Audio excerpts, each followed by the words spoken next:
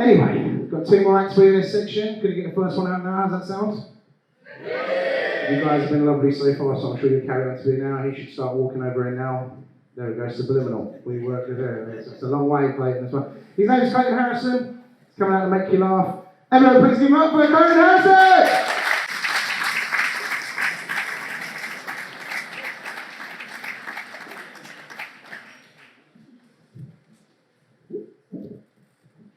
How you all doing, Gamlingay? I really wanted that to stay in there.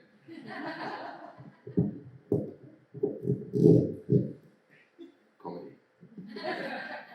Okay, we've got a lot to get through and not a lot of time, so we'll start with the register. Put your hands up if you're on it. Oh, you're on the board and Gamlingay, aren't you? I bought 6 like that in Ipswich last week. That's just a little joke about you looking like criminals, because I know most of you are looking at me and thinking the same thing. Right? But there's a reason I look like I've got a criminal background. I've got one. But don't judge. Don't judge. I'm a good friend to have. Right? A lot of you, if you get a copper in front of you, you go to pieces. You start confessing the shit you haven't even done. I'll get a copper in front of me. I'm on stage. Is there anything in your pockets that will hurt me? Yeah, 3 ninjas and a tiger. Dig in.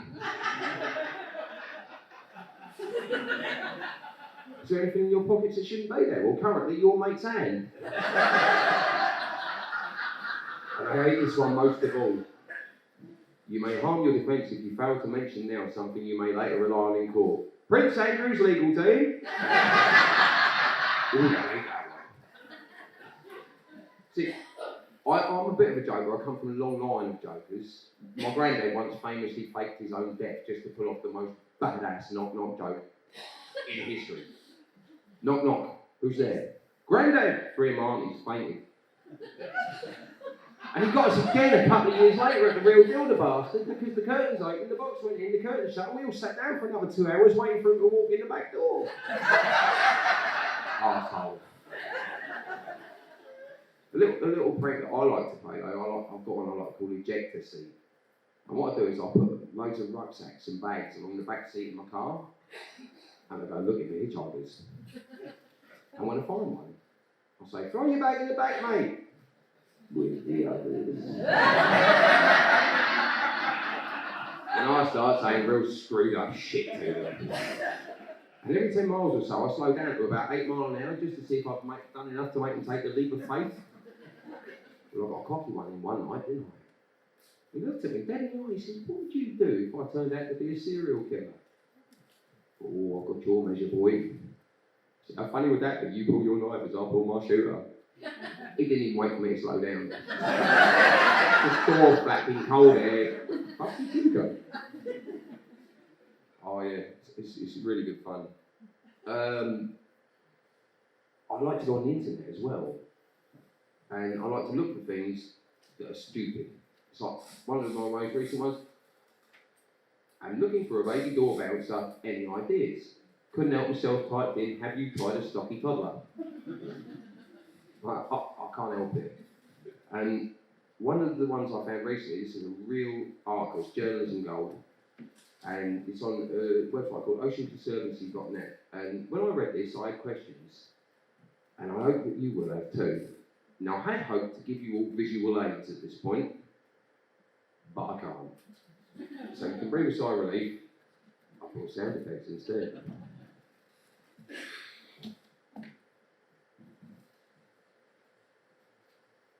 Here we go. Right, now what you've got to imagine is this, there's been a shark attack. This is a real thing that happens. It's a sad thing, but the article's very funny.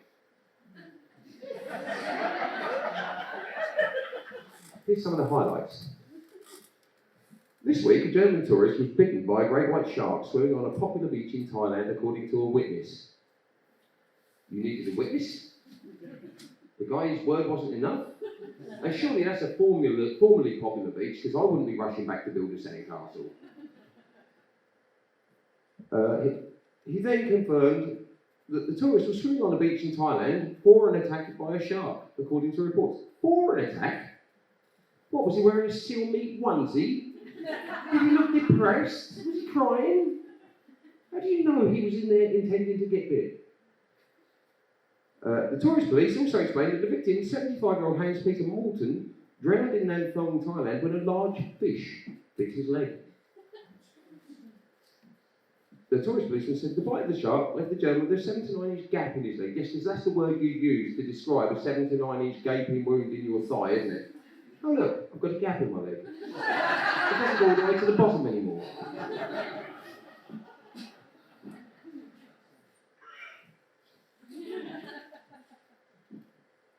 He added, Mr. Morton and his wife went for a morning walk along the beach on Sunday morning at about 15:15 p.m. Now, I don't know about you, are you with me? We all feel like Sundays drag on, but apparently in Thailand they really do. It's not lunchtime till 6. As he was swimming about 6 to 7 metres from the beach, he felt that there was a big fish approaching him quickly and then biting him in his narrow legs. In his what legs? His narrow legs. Since the accident occurred, the ambulance has transported Mr. Morton to the hospital where doctors have collected his leg wounds. I'm sure that is a great relief to him. Experts believe that the latest attack may have been caused by a shark who erred in its prey due to a short sight in mysterious waters.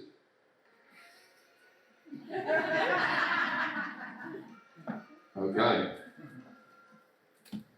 Gavin Naylor, director of the Florida Shark Research Program, so they've got one job there, know about sharks, and he's their top guy, which is why he's the one commenting to Newsweek. The sting mark was half round on the victim's leg and is definitely a large shark. Thank God for experts. The doctor at the hospital added that the cause of the bite was likely from a bull shark because it is rare on the beach where the accident occurred. So the least likely animal is the most likely culprit. You might as well say he was mauled by a badger with a snorkel.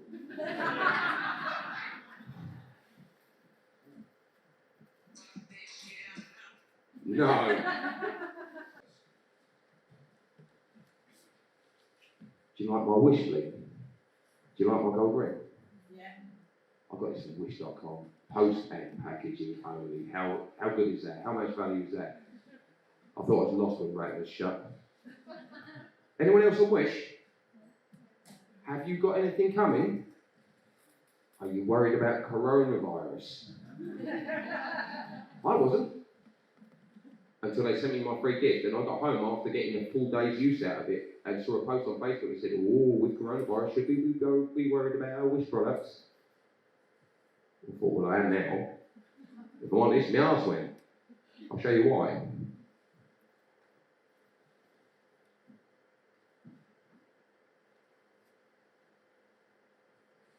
This was my free gift from Wish. Behold, the Ebola clava.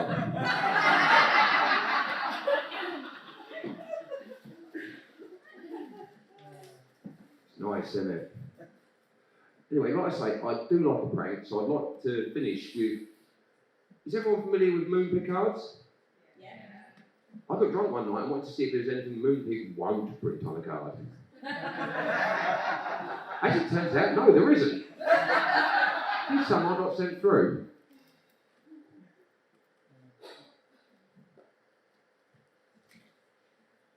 Like a boss, but we'll start off gentle with them. Roses are red, poems are hard. You might want to get checked, so I'm telling you with this nice card. Sent a few of those. Thank you. Thanks for helping me fake my death and letting me hide out. I always thought having an undertaker as a friend was weird until now. Couldn't have done it without you, big fella. Cannot fucking wait for the funeral next week to see how long it takes those pricks to realise I'm the vicar.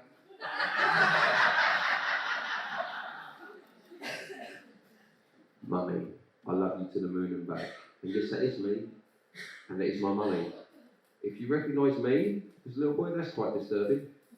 But if you recognise my mum, it's because I grew up around here and she was your dog warden for 20 years. She'd hate this.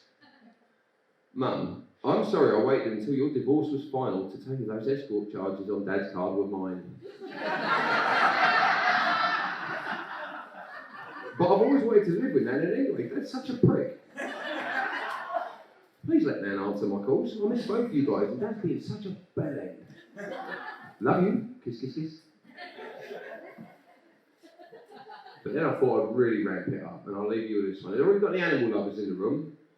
You're gonna hate this. Sorry. A little French bulldog. How cute is that, look?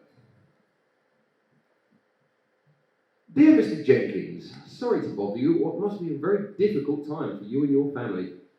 Words cannot fully express the immense amount of remorse I feel for eating your poodle dog Benji and frightening your wife and small children. I can offer no explanation for my shocking conduct that day other than to say that crystal meth is a very powerful drug. I am now getting the help I need and am trying to accept any responsibility for any harm my addiction has caused. So I hope it will help you to know that I thought Benji was lovely. If you've enjoyed me, you can follow me on Clayton Harrison Comedy on Facebook or YouTube. Thank you ever so much, you've been wonderful.